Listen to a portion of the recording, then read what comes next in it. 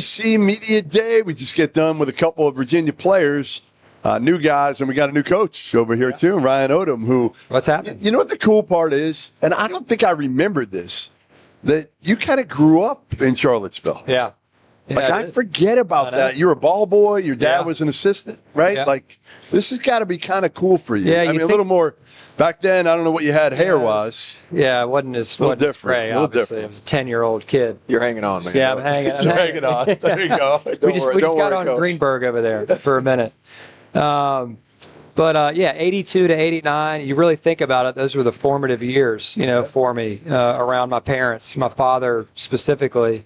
3rd grade to 9th grade, I was at the arena every day watching practice. Had the good fortune to watch Coach Holland and the staff interact with those great players that they had. Ralph, Rick Carlisle, Bryant Stith, John Crotty, all these guys that were so good.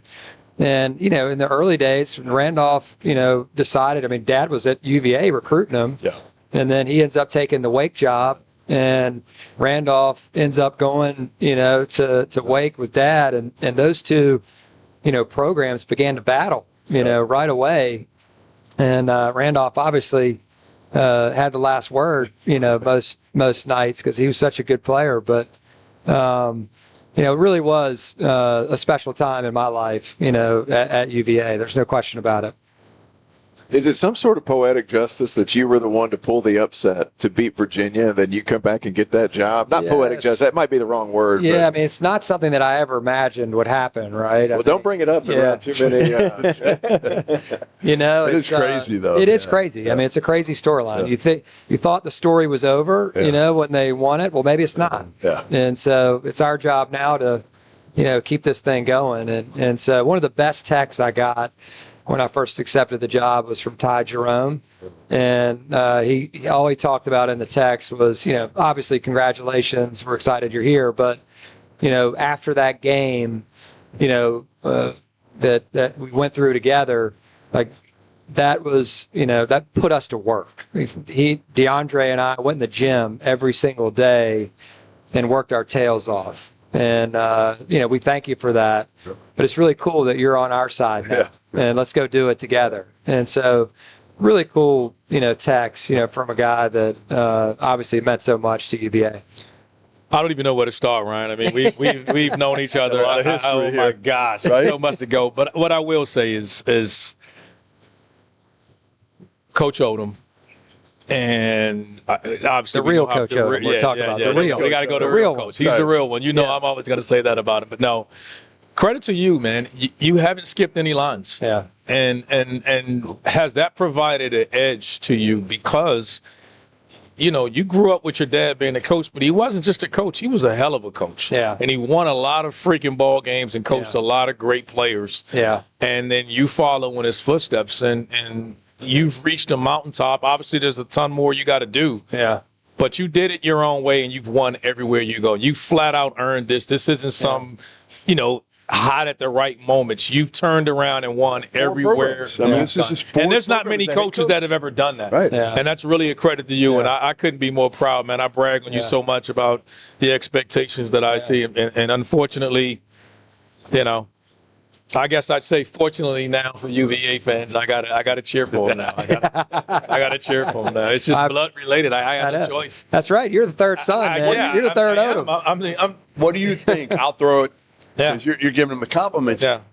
Why do you think he's been able to do what he's been able to do at UMBC, at Utah State, at VCU, and now he's going to do it at Virginia? He's done it because, one, he's learned so much, and he's been in the gym. He's seen so much. But I think the most impressive thing was as he made moves, he had even inquired for me to join the staff. I was so impressed with he had his own philosophy and his own way of doing it, and he was committed to doing it, even when his dad was suggesting he go another way. Yeah. And he stuck to it, and he's done it his way. He has flat out earned it, and I couldn't be happier for his success because he's adapted to the times. Yeah. You know, when you grow up in this, he might as well have been. He's been in this a long time. That's why it's great. Yeah. He ain't joined the club yet. He ain't joined this yet. It's coming, but it's on its way. But man, it's been so fun to watch this ride, and I know you're going to do great. You're going to crush it, and I couldn't be happier for you. I really couldn't. It. You know, no, thank you so much. I want to ask, because you look at the different jobs that you've taken. You know, UMBC is very different than Utah State. Utah State's very different from VCU. Yeah. Now Virginia, different than VCU. Yeah. What's been the constant that has provided some of that success? What's been that? I think there's no question about it. We've had to adapt at every place. And, starting out in Division II at Lenore-Ryan University. Stat conference? Yeah, that's right. And that was my first head coaching job. And that really rejuvenated me in a lot of ways. In coaching, you're going to go through some moments. Like, this is just a really hard business. And there's only 360 some of these jobs that are out there. It's a finite number, right? And so it's very difficult, to get one of these jobs. And I've been really fortunate, but you're going to go through some of these hard times. And certainly I'm no different than anybody else. We got let go at one of my stops, and I had to really begin to do some soul searching. Like, is this in the cards for me? And I think, what I found was a support system, from my parents. I got to give my wife a ton of credit, for her, because she's traveled all over the, universe with Logan, me. Utah. Come on. Yeah, I mean, she's been all over, to give me a chance, to do this. And so what you find is that you don't get there by yourself. You get there because of the people that are with you. I've been really fortunate to have an awesome staff, everywhere I've been, guys that have really, bought into helping grow the place that we were at. And I know I've moved quite a bit, especially in the last 4 years. Like, the move from UMBC to Utah State was one thing. Then from Utah State to VCU, we only lost 2 players at VCU. Craig took 2 to Utah. Then we go to VCU, the starting 5 left, and there was a 6th man and whatever. And now Virginia, the whole team. And so in 4 years, like, it's a massive change, in our business. And so all not good, right? But we all have to deal with it, at this point. And certainly there are reasons to transfer and all that. But, all in all, I think, I have to give my dad credit for not bringing me under his wing, early in my career. Yeah. Like he could have done, and that's not to say that it's wrong. Yeah. It wasn't right for us, and it wasn't right for me. And so I think he was wise enough to know that I needed to go out on my own and really try to do that. And I've had great mentors, along the way that have really helped, shape who I am as a coach. My college coach is one of the best I've ever seen, and he comes from the Carolina system. He was a walk-on for Dean, and so all the stuff that they learned, he gave back to us, as players. And so, I'm kind of a collection of a lot of different ways to play. Ryan, how fair would it be if I'm doing this early scouting report of UVA and I go, offensively, they're going to be able to score as well as anybody in the league, but my concerns is them defensively. Yeah. As a coach, you're never satisfied where your teams are defensively. But how much growth do you see your team taking to play the way you want to play on the end of the floor? Yeah, I mean, they've bought in, right away. We're going to try to play very similar to the way we played at VCU, and that's, a pressing style, not necessarily a trapping style, but full court, every possession. And you have to have depth in order to do that. And, we have a good amount of depth right now. It remains to be seen overall what the depth is. We have to start playing some games. And, eventually your opponents begin to tell you, are you deep or not? And the strength of your team, where is it? And so we're excited to get on with that process next week and begin to play some of these exhibition games. But, defensively is something that, for us, our defense was better than our offense was last year at VCU.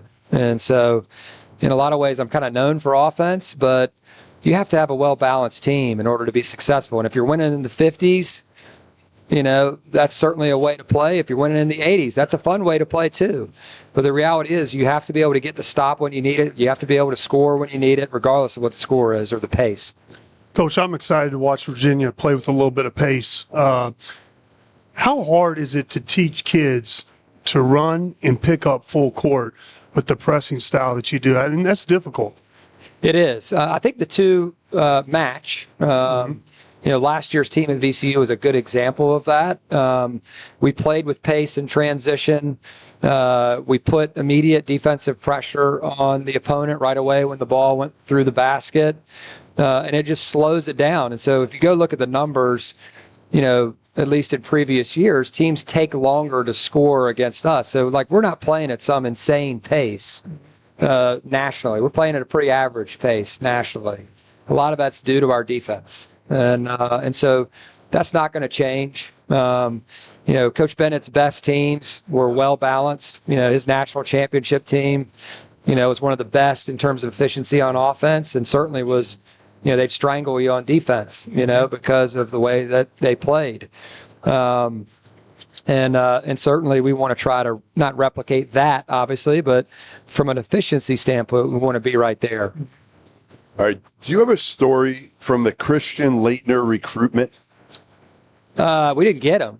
I know that. But did he commit to you or something? Well, Lane says he did. I'm not so sure. We're going to have to ask what is his Christian story about this. So I was working at a golf club at the time called Birdwood. So I was probably a ninth grader at this time. And so my job at this particular time was to pick up the range balls and drive that little, cart that you pick up the balls with. And so for whatever reason, Dad had this great idea. Well, let's take him out to the golf club and ride him around on golf carts out in Birdwood as if that was going to wow Christian Laettner. And so Lane has this memory of Christian committing to us. And I think I was a 10-year-old. It's like, you coming? And he was like, yeah, I'm coming. And then 2 weeks later, he was committed to Coach K. Nice. He was just being nice to the young kid. Probably. Yeah. So you were rooting for the Blue Jays. Oh, yeah. There's no doubt about that. Tell everybody why you're rooting for the Blue Jays. Devastated last night. Tough loss. Yeah, my cousin's the GM of the Blue Jays, Ross Atkins. And Ross he pitched at Wake. He did. Oh, he did? And, he was a pitcher at Wake and came up through the Indians, Guardians, organization. And Shapiro hired him to be the GM of the Blue Jays. So he's been there the last maybe 7 years, something like that. And get to any games? I got to games Series? When we were living in Annapolis. I would go to watch them play the Orioles every year when they would come to town. In fact, I threw out the first pitch one time when his team was in town, which was really cool moment. But yeah, it's really rewarding to see him do so well. He has a high pressure. We think we have high pressure jobs. Yeah. He has a high pressure job. He had to sign that one guy. What's his name? Guerrera. Yeah. Thankfully he did, and it's turned out well. Can they close it out? I think they can close it out. They've got to close it out tonight. Yeah, but I don't think the Yankees want to go back to Toronto. No, probably not. But the Blue Jays don't want to either. Blue Jays don't want to be in the Exactly. But listen, congrats on kind of a dream job. Yeah. It's got to be. Thank you. I mean, it's very cool to see kind of the full circle moment here of you getting back to Virginia. And I can't wait to see what you do this year. And hopefully we'll see you in the NCAA tournament. Yeah, that's the plan. We appreciate it. No doubt. Thank you, guys. All right, Ryan Odom, Virginia head